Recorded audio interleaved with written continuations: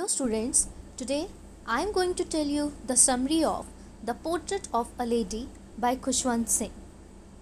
Khushwant Singh, one of the best known Indian writers of all times, was born in 1915 in Hadali.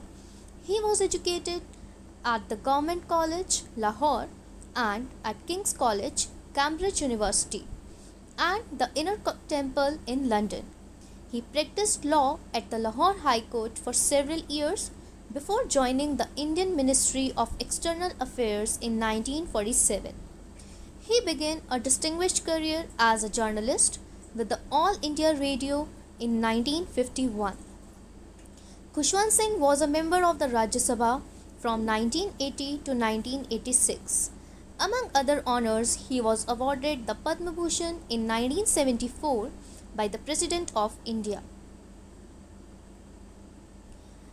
The Portrait of a Lady gives us a picture of human relationship in a joint family. It is a realistic account of how the grandparents give all their time, attention, and love to the grandchildren. The author's description about his grandmother is deeply moving with a touch of humor and poetry in it. The author remembers his grandmother and grandfather. His grandfather's portrait hung on the wall of the drawing room. He wore a big turban, his clothes were loose, he looked at least 100 years old. Looking at his portrait, one could not imagine him in his youth with his wife and children. The author recalls his grandmother as a very old lady with a wrinkled face. She appeared so old that it was hard for him to believe that she had once been young and pretty. She was short, fat, and a little stooped in appearance. The author remembers her moving about the house in spotless white, counting the beads of her rosary while her lips moved constantly in silent prayers. She was not pretty in the traditional sense, yet her calmness made her beautiful. In the initial years of his life, the author lived with his grandmother in the village, sharing a good friendship. His grandmother used to wake him up in the morning and get him ready for the school. She would hand over to him the things he required in the school.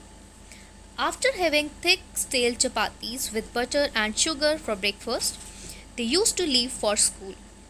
The author's grandmother always accompanied him to school as it was attached to the temple. The grandmother used to sit inside the temple reading holy books while the narrator learnt alphabets and prayers in the school. It was her habit to carry several stale chapatis for the village dogs, which they used to feed while returning from the school. The turning point of their friendship came when they moved to the city to stay with the author's parents. Though they shared the same room, his grandmother no longer accompanied him to school since the author started going in a bus. As years rolled by, they saw less of each other. Meanwhile, as there were no dogs in the streets, she took to feed the sparrows. Unlike the village school, the author was not taught about God and the scriptures, which troubled his grandmother. She didn't believe in what was being taught at his school and was unhappy as she couldn't help him with his lessons. Moreover, she was disturbed at the idea of music lessons being given at school as she considered music to be unsuitable for gentlefolk. Her disapproval was conspicuous in her silence.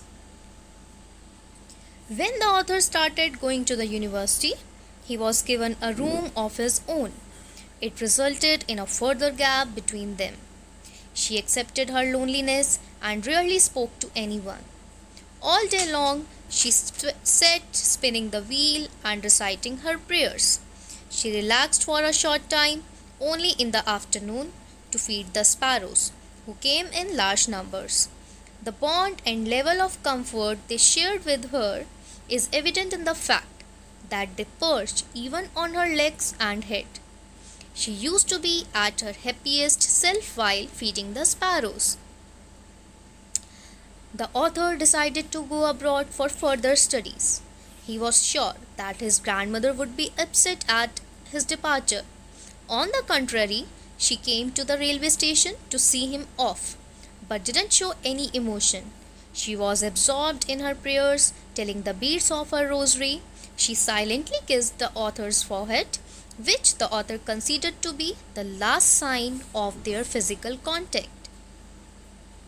On his returning after 5 years, the author didn't find any change in his grandmother.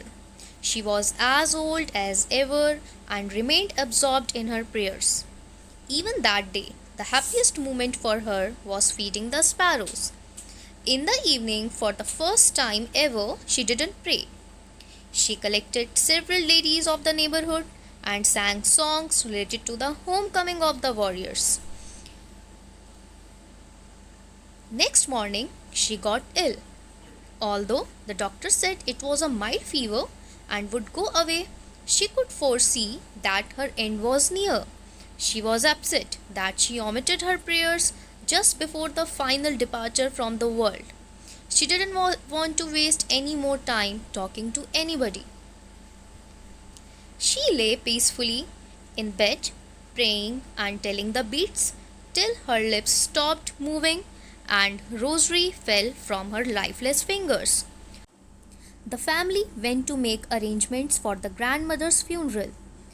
As they came with a stretcher, they stopped midway to find thousands of sparrows scattered around her dead body.